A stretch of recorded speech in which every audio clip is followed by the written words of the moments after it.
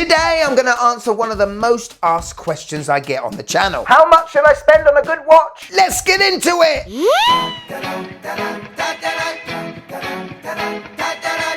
Yes, and welcome to the Mad Watch Collector Show. I thought I'd give you a little bit of a guide which will enable you to get the right watch for you. I've been in this hobby for some time now. I've reviewed many watches, and there are certain things you should look out for if you want to find the highest bang for buck. However, the value of a watch is not just determined by the spec sheet. If you want a lasting bond with a watch, it's got to have more than just sapphire glass and a really cool strap buckle. Anyway, sit back, relax, and let me try and give you the best step-by-step guide to buying the best watch for you. Oh, and I thought I'd let the wife give her thoughts at the end of this show as well. Oh, I don't know why. Are you how much you should buy on a watch ready? Let's go. Right, first of all, can I just say, it doesn't matter if I'm spending £40 on a watch or £4,000 on a watch. That increase in price doesn't make me feel any different. And don't you out there for 1 minute think you're gonna have this euphoria, this jubilation, this party in the brain. Recently, I bought myself this WS 1800. It pulls at the heartstrings of the 1990s. This makes me really happy. So I guess the first question we have to ask is, what do you want this watch for? Telling the time? Good one. Well, if it is just telling the time in a very accurate manner for not a lot of money, well, there is a reason why in the 1970s a lot of Swiss watch companies went kaputski. Quartz modules, digital or analog, could now tell the time more accurately than any Swiss watch. It doesn't matter how many thousands you're spending, at a mere fraction of the cost. There's a reason why watch snobs out there poo-poo the digital watch, because they know no matter how much decoration or hands-on workmanship has gone into their watch, it'll never be as accurate as this £40 one. So whether it's a Timex Expedition, an Armitron, Seconda, anything with a digital screen, or has a seconds hand that does ticking instead of sweeping, those are darn good, reliable watches. And if you spend closer to the region of £100, you can get a digital watch that has atomic timing, which means there ain't a thing on the planet apart from your iPhone that can do a better job at telling the time. In order to talk about price, I think we got to narrow our type of watch down, because even though the specifications or the things to look out for on a watch may tend to be a bit similar, well, it'll just be easier if I narrow it down. And let's talk about my favorite type of watch, which is a diver. Now, a dive watch is very distinctive in terms of the dial. It's very legible, meaning it should have a handset and hour markers that are pretty darn big and filled to the brim with lume. But its most notable characteristic is the twisty bezel, a unidirectional ratcheting bezel that you can only turn one way, which is a fail-safe for divers, by the way. These watches should really be made of 316L stainless steel. Some watches you can get made of brass. Sounds weird, but back in the old days, a lot of watches were made with brass and then painted to look stainless steel. A good test to find refinement or great machining or great finishing to a watch is to run your fingers along the edges of not only the case, but the bracelet. You don't want to see any sharp edges, because if you do, they tend to be the more affordable watches. If you're spending £600, £700, £800 or more, you want to feel that in your watch. Yep.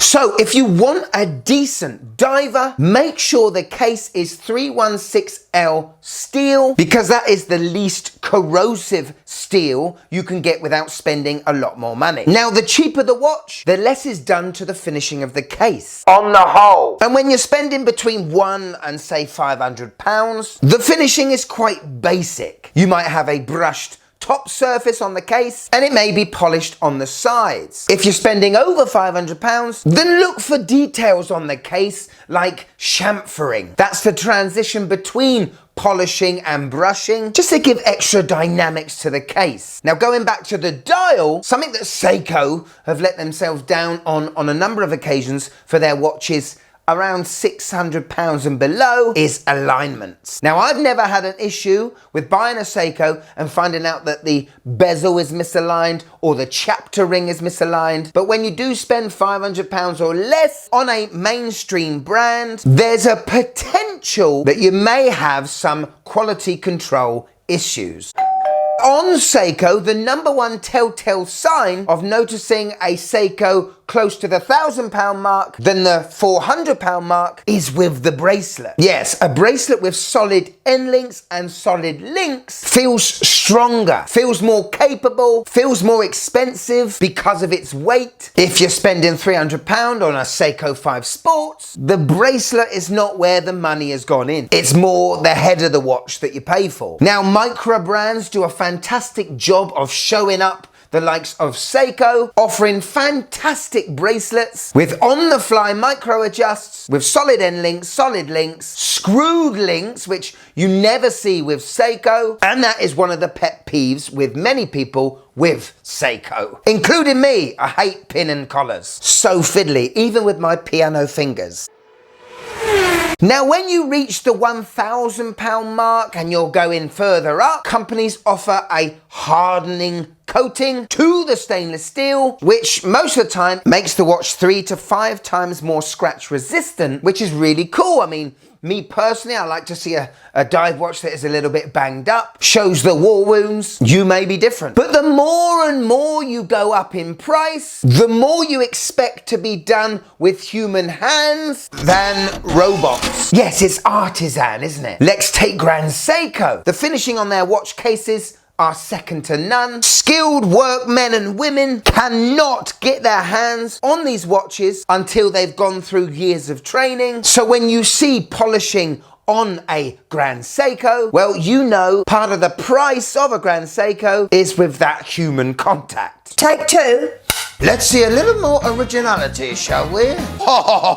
Now let's talk about movement, shall we? Because a refined movement on the whole is what they call 4 Hertz and above. On a mechanical watch, the seconds hand sweeps 28,800 beats per hour. And if you look at that seconds hand, it glides over that dial, showing you refinement. And well, you're gonna have to pay for that. Because if you're spending £500 or less, on the whole, you're gonna be having a diver with a 3 Hertz movement, sweeping away at 21,600 beats per hour. There's nothing wrong with it. It just looks like it ticks more than a 4 Hertz movement. However, the benefit with a 3 Hertz is the movement has less wear per hour, hopefully making the service intervals that little bit longer. That's the theory anyway. Now, there are 5 Hertz movements. There's also duality between quartz and mechanics with, say, Grand Seiko. But when it comes to the movements, pre-testing by third parties also comes at a cost. So when we look at the Swiss, some movements are COSC certified, which means the movement has been tested at several positions outside of the case before going into the case and being shipped off. There's also master chronometer movements, which the likes of Tudor and Omega do. That's when the movement has not only been tested outside of the case, but also inside of the case, as well as testing it for anti-magnetism and atmospheric pressure. We have to pay for that certification. The longer I'm in this hobby, the less I'm bothered about losing 1 to 5 seconds a day. It's nice to have a couple of watches that offer that to me, but for someone that has quite a few watches where the majority of them run down in power before I use them again, it's not really worth it, unless I really like everything else about the watch. I have never felt a more buttery smooth feeling than I get from a Swiss movement over a Japanese one. And if you've got, say, a Bulliver with an 8000 series movement inside, well, the winding feels like you're starting up an old Morris Minor. That is because of tolerances, people. Yes, those individual microscopic parts that make up a movement are machined in such a way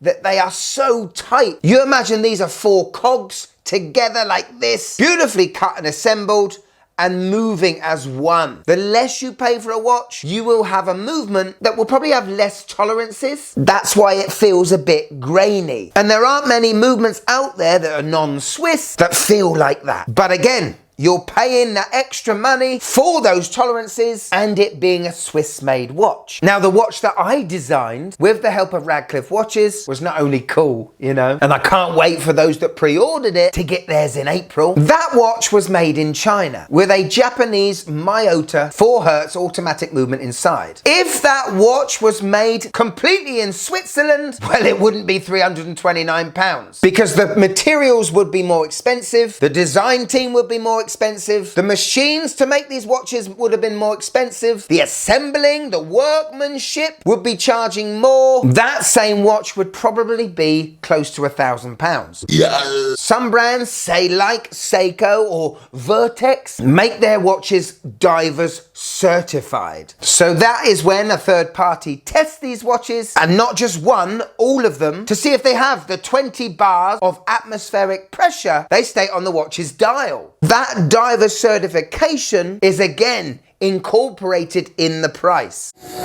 Now on to criteria where a spec sheet is not used. It's quite a new pad. I shouldn't have done that. I'll go get it. We are talking brand history. Yes, a watch brand that has been going for about 100 years without stopping at any time, even through the quartz revolution, is something brands definitely put a price on. And so they should, because where a lot of brands gave up, many brands doubled down, investing more in the hope they would survive later down the line. Now, if you think of a company that has been around for about 100 years, think of the amount of people that have been behind it. Talking about Citizen or Seiko, Bulliver, all those people around the world that have not only been watchmakers, testers, designers, watch show sellers. You know, the 6105 that was made in the late 60s. That wasn't just copied from another brand. Designs, prototypes after prototypes. That watch went through testing. The G-Shock that came out in 83. Over 100 prototypes were made before the G-Shock Square was released. That investment, the time, these brands were pioneers. There is a price to that. And that's one of the reasons why I love it. Because I don't just want to look down at my watch and think,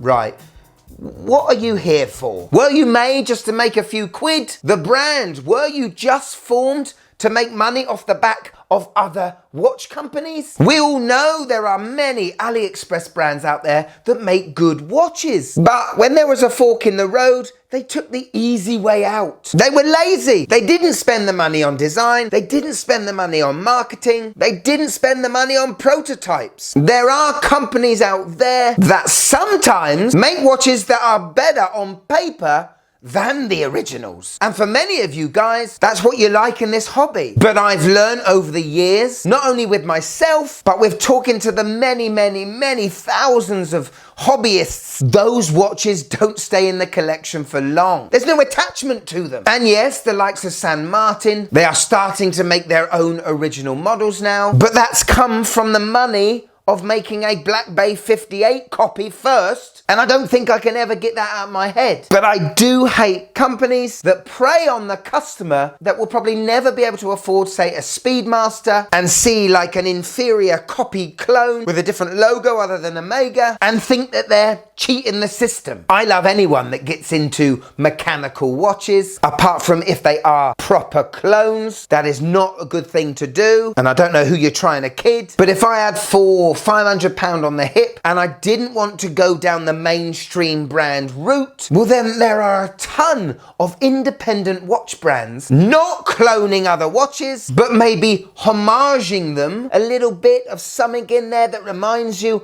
of an iconic watch, but it still has that brand's personality to it. And I'll put links in the description below of my favorite ones. Super! So, when you're scaling the 1,000 to 2,000 to 3, the 4, the 5, the £6,000 mark, you're basically paying for the brand and how much human interaction has gone into the watch. Whether it's the finishing to the case, the bracelet, the movement, if you see guilloche patterning or Côte de Genève striping, that comes at a price. Then when you reach a certain level, you sort of flatline a bit. The price may still go up, but you're not seeing any more refinement. At the end of the day, people, how much do you like the watch? How much have you bought in to the brand? And how desperate are you buying it so it goes on your wrist. They are the main factors. We haven't even talked about limited editions. That's another way of brands getting lovely moolah. And we have that fear of missing out feeling. But I guess what I'm really trying to say is don't let this hobby ruin you just because of specifications or maybe a lack of history. Embrace everything, because remember,